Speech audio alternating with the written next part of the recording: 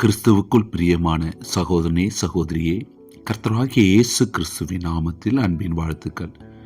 2026 வாக்குத்தத்த செய்தியாக உபாகமம் 28ஆம் அதிகாரம் 1, 2 வசனம். அவர் சத்தத்திற்கு உண்மையாய் செவி கொடுப்பாயானால் உன் தேவனாகிய கர்த்தர் பூமியில் உள்ள சகல ஜாதிகளிலும் உன்னை மேன்மையாக வைப்பார். நீ தேவனாகிய கர்த்தரின் சத்தத்துக்கு செவி கொடுக்கும் போது இப்பொழுது சொல்லப்படும் ஆசீர்வாதங்கள் எல்லாம் உன்மேல் வந்து பலிக்கும். அன்பான தேவ பிள்ளைகளே, ஒரு வருடத்தின் முடிவுதான் புதிய ஆண்டின் ஆரம்பமாயிருக்கிறது. உன்னுடைய இயலாமையின் முடிவுதான் தேவன் உன் வாழ்க்கையின் துவங்க செய்கிறவராயிருக்கிறார். செங்கடல் முன்பு முடிந்து போச்சு என்று தேவனை எதிர்பார்த்து காத்து கொண்டிருந்தது. தேவன் புது வழியை திறந்து வைத்தார். யோசேப்பை எல்லாரும் கைவிட்ட போது தேவன் ஒரு புதிய உயர்வுக்கு நேராய் நடத்தினார். சபைக்கு குடும்பம் ஆசீர்வாதமாய் இருக்கிறது. குடும்பத்திற்கும் சபை ஆசீர்வாதமாய் இருக்கிறது. ஓரேபிலே நம்முடைய தேவனாகிய கர்த்தர் நம்மோடு சொன்னது என்னவென்றால், நீங்கள் இந்த மலை அருகே தங்கியிருந்தது போதும், நீங்கள் புறப்படுங்கள் என்று உபாகமம் 1ஆம் அதிகாரம் 6-7 வசனங்களிலே வாசிக்கிறோம்.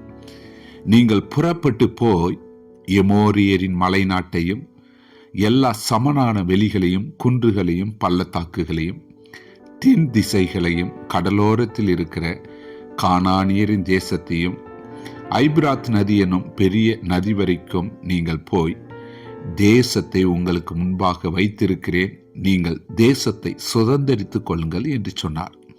அன்பான தேவ பிள்ளைகளே, நாம் தேவன் நம்மை மேன்மைப்படுத்துகிறதை அறிந்து அவர் சத்தத்துக்கு கீழ்ப்படிந்து அவர் சத்தத்தை கேட்போமாகில் கர்த்தர் தேசத்தை நமக்கு சுதந்தரிக்க கொடுக்கிறவராயிருக்கிறார். 1 நாளாகமம் 4ஆம் அதிகாரம் 10வது வசனத்தில் யாபேஸ் ஒரு சுருக்கமான கருத்தான ஒரு ஜெபத்தை ஏறெடுத்தார். யாபேஸ் இஸ்ரவேலின் தேவனை நோக்கி, தேவரீர் என்னை ஆசீர்வதித்து என் எல்லையை பெரிதாக்கி உமது கரம் என்னோடு இருந்து தீங்கு என்னை துக்கப்படுத்தாதபடிக்கு என்னை விலக்கி காத்தருளும் என்று வேண்டிக் கொண்டான். அவன் வேண்டிக் கொண்டதை தேவன் அருளினார்.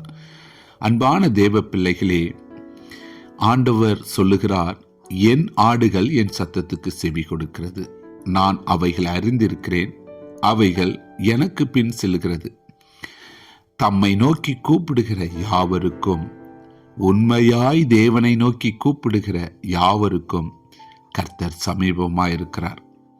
கர்த்தருக்கு பயப்படுகிற பெரியோரையும் சிறியோரையும் அவர் ஆசீர்வதிக்கிறவராயிருக்கிறார்.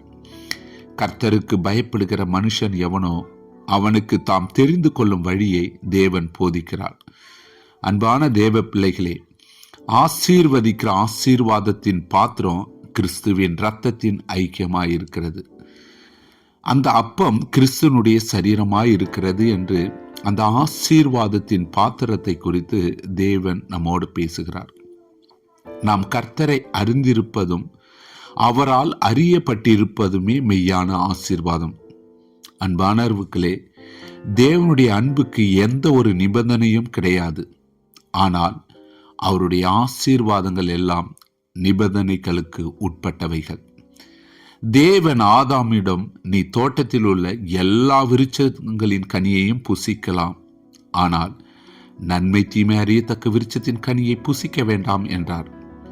ஆனால் ஆதாமோ தேவ சத்தத்துக்கு கீழ்ப்படிவதை பார்க்கிறோம், சாத்தானின் சத்தத்துக்கு கீழ்ப்படிந்தவனாய் காணப்பட்டான்.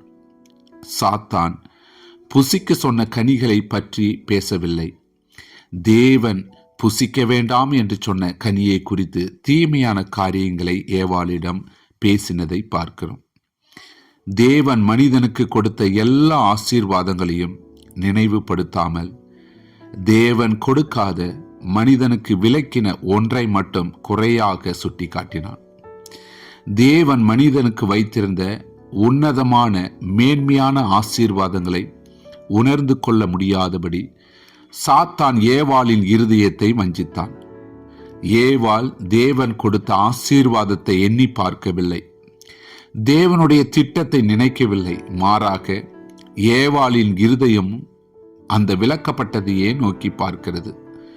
நாமும் கூட பல வேளைகளில் தேவன் நமக்கு தந்த நன்மைகளுக்காய் நன்றி சொல்லாமல் தேவனிடமிருந்து பதில் கிடைக்காத ஒரு காரியத்தை நினைத்து துக்கித்து புலம்பிக் கொண்டு வாழ்கிறோம். அன்பான தேவ பிள்ளைகளே, நம்மை சோர்வுக்கு உட்படுத்தி தேவன் தந்த ஆசீர்வாதங்களை மறக்க செய்வது சாத்தானின் செயல். யோபுவை போல தேவன் செய்வது எல்லாம் நன்மைக்கே, எனக்கு குறித்திருக்கிறதை அவர் நிறைவேற்றுவார், இப்படிப்பட்டவைகள் இன்னும் அநேகம் அவரிடத்தில் உண்டு என்று சொல்லி தேவ சித்தத்துக்கு நம்மை ஒப்பு கொடுப்பாமா?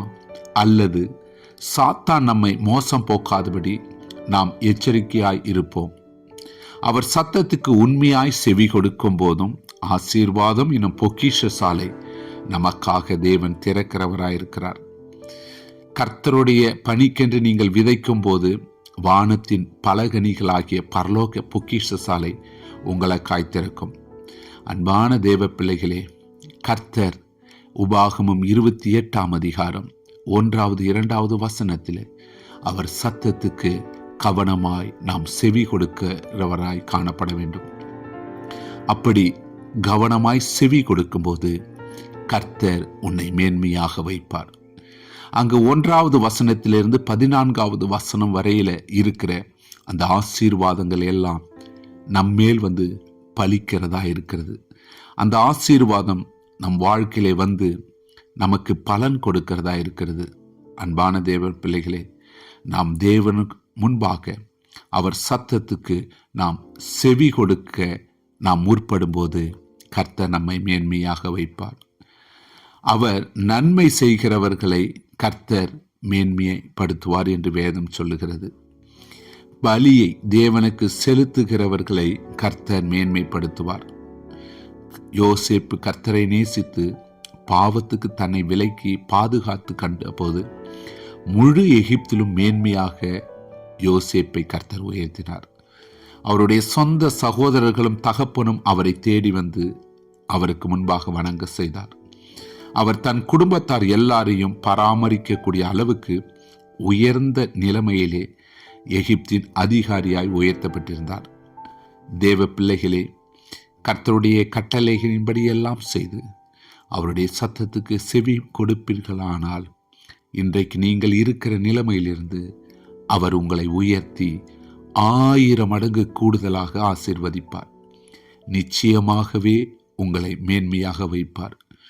இன்று நான் உனக்கு விதிக்கிற உன் தேவனாகிய கர்த்தரின் கட்டளைகளுக்கு கை கொள்ளவும் அவைகளின்படி நடக்கவும் அவைகளை செவி கொடுத்து வந்தால் கர்த்தர் உன்னை வாளாக்காமல் தலையாக்குவார். நீ கீழாகாமல் மேலாவாய்.